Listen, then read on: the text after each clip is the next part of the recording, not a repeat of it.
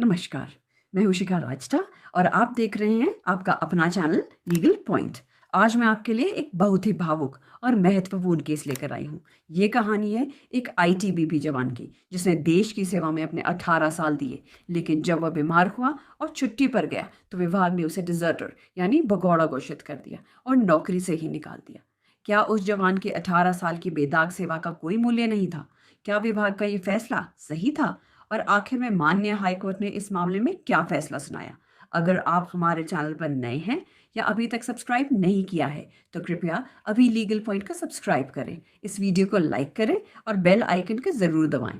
आपके कमेंट्स और शेयर हमारे लिए बहुत मायने रखते हैं। और हाँ, इस केस का पूरा विश्लेषण और माननीय हाईकोर्ट का अंतिम फैसला क्या रहा, यह जानने के लिए वीडियो के अंत तक मेरे साथ बने रहेगा।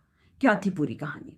चलिए इस केस के तथ्यों को एक कहानी की तरह समझते हैं। जवान की सेवा। ये बात है श्री महेंद्र सिंह की। उन्होंने साल 1988 में Indo Tibetan border police force ITBP में एक कांस्टेबल के तौर पर सेवा शुरू की। ड्यूटी पर हादसा। साल 2005 में जब वह एक्टिव ड्यूटी पर थे, लुधियाना जाते समय उनका एक एक्सीडेंट हो गया। इस हादसे की वजह से उन्हें न्यूरो से जुड़ी समस्या हो गई। इतना ही नहीं, बाद में उन्हें ट्यूबरक्लोसिस भी डायग्नोज हुआ। सैंक्शन छुट्टी। जनवरी 2006 में उन्होंने 30 दिन की सैंक्शन छुट्टी ली, जो 10 फरवरी 2006 तक थी। बीमारी और छुट्टी का आवेदन। छुट्टी समाप्त होने से पहले ही 10 फरवरी को महेंद्र सिंह ने अपनी बीमारी का हवाला देते हुए छुट्टी को बढ़ाने के लिए आवेदन किया, लेकिन उनके इस आवेदन पर विचार नहीं किया गया। विभाग की कार्यवाही। जब वह समय पर ड्यूटी पर वापस नहीं आए तो विभाग ने उन्हें मेमोरेंडम भेजना शुरू कर दिए। डिजर्टर घोषित। इसके बाद 20 मई 2006 को विभाग ने उन्हें एक कारण बताओ नोटिस, शो कॉज नोटिस जारी किया। लेकिन इस नोटिस में एक बहुत ही अजीब बात लिखी थी। नोटिस में यह बताया गया कि उन्हें 15 फरवरी 2006 से ही सेवा से डिजर्टर यानी फरार घोषित किया जा चुका है। बर्खास्तगी का आदेश। इसी नोटिस में उन्हें 15 दिनों के भीतर ड्यूटी पर वापस आने का एक और मौका दिया गया, अन्यथा उन्हें सेवा से बर्खास्त डिसमिस करने की बात की गई। जब वह फिर भी हाजिर नहीं हो पाए तो 10 जुलाई 2006 को विभाग ने उन्हें सेवा से बर्खास्त कर दिया। जवान की सफाई। बर्खास्तगी के केवल 2 दिन बाद 12 जुलाई को महेंद्र सिंह ने फिर विभाग को पत्र लिखा। उन्होंने अपनी गंभीर बीमारी के बारे में बताया और एक मेडिकल बोर्ड के गठन की मांग की। विभाग का जवाब। विभाग ने उनकी यह मांग यह कहकर खारिज कर दी कि चूंकि उन्हें पहले ही सेवा से बर्खास्त किया जा चुका है, इसलिए अब मेडिकल बोर्ड का गठन नहीं हो सकता। अपील भी खारिज।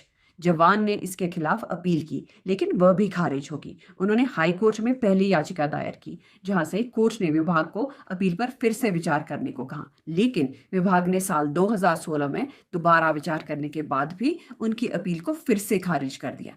इसके बाद अपने 18 साल की सेवा खो चुके महेंद्र सिंह न्याय के लिए एक बार फिर हाईकोर्ट पहुंचे। आपके विचार क्या हैं?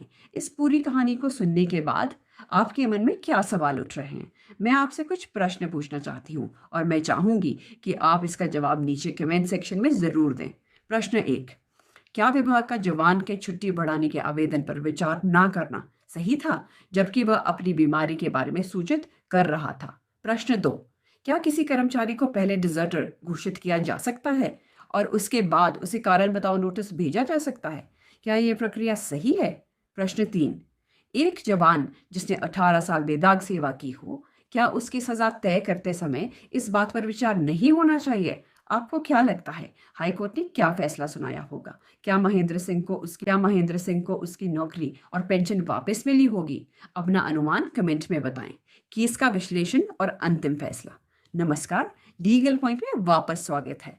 अब समय है इस केस के सबसे महत्वपूर्ण हिस्से का, कानूनी बिंदु और हाईकोर्ट का फैसला। याचिकाकर्ता महेंद्र सिंह ने विभाग के 2016 के उस आदेश को चुनौती दी जिसने उनकी बर्खास्तगी को सही ठहराया था। Legal points decided in this case. प्राकृतिक न्याय का उल्लंघन।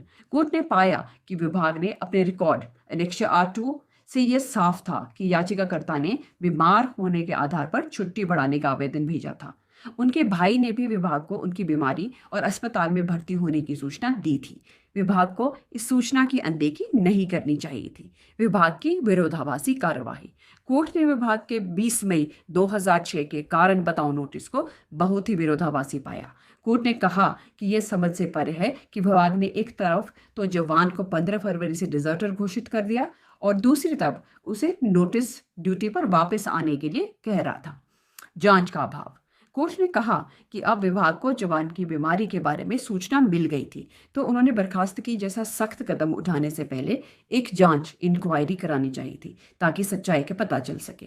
विभाग ने ऐसी कोई जांच नहीं की। सजा का अनुपात, प्रोपोर्शनैलिटी, यह इस केस का सबसे अहम बिंदु था। कोर्ट ने माना कि याचिकाकर्ता ने 18 साल से अधिक सेवा की थी और इस दौरान उसे उसके खिलाफ कोई शिकायत नहीं थी। ऐसे में अनधिकृत छुट्टी के लिए बर्खास्तगी, डिसमिसल की सजा अत्यधिक कठोर, हार्श और पूरी तरह से असंगत, होली डिसप्रोपोर्शनेट थी। सुप्रीम कोर्ट का हवाला।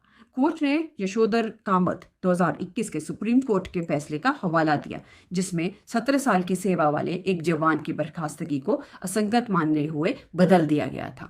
अंतिम फैसला। इस सभी बिंदुओं के आधार पर माननीय हाईकोर्ट ने याचिकाकर्ता महेंद्र सिंह की याचिका को स्वीकार कर लिया। कोर्ट ने विभाग के साल 2016 के अपील वाले आदेश और मूल बर्खास्तगी, डिसमिसल के आदेश को रद्द, क्वैश एंड सेट असाइड कर दिया। कोर्ट ने सजा को बदलते हुए यह निर्देश दिया कि याचिकाकर्ता को बर्खास्त, डिसमिस्ड नहीं माना जाएगा, बल्कि उसे सेवा से डिस्चार्ज फ्रॉम सर्विस माना जाएगा। ये डिस्चार्ज उस तारीख से प्रभावी माना जाएगा जब वह अपनी 20 साल की पेंशन योग्य सेवा, पेंशनेबल सर्विस पूरी कर लेते। हालांकि कोर्ट ने यह भी स्पष्ट किया कि याचिकाकर्ता को बर्खास्तगी की तारीख से लेकर पेंशन योग्य सेवा पूरी होने की तारीख के बीच का कोई भी पिछला वेतन, बैक वेजेस नहीं मिलेगा। इस फैसले का सीधा मतलब यह है कि महेंद्र सिंह की 18 साल की सेवा बच गई और वह अपनी पेंशन पाने के हकदार हो गए। तो यह थी आज की कहानी। यहाँ न्याय की जीत हुई। यह केस दिखाता है कि सजा हमेशा अपराध के अनुपात में होनी चाहिए, खासकर जब किसी ने जीवन का एक बड़ा हिस्सा देश सेवा में लगाया हो। आपको यह केस कैसा लगा? अपनी राय कमेंट में ज़रूर बताएं और लीगल पॉइंट को सब्सक्राइब करना ना भूलें। मैं हूं शिखा राष्ट्र।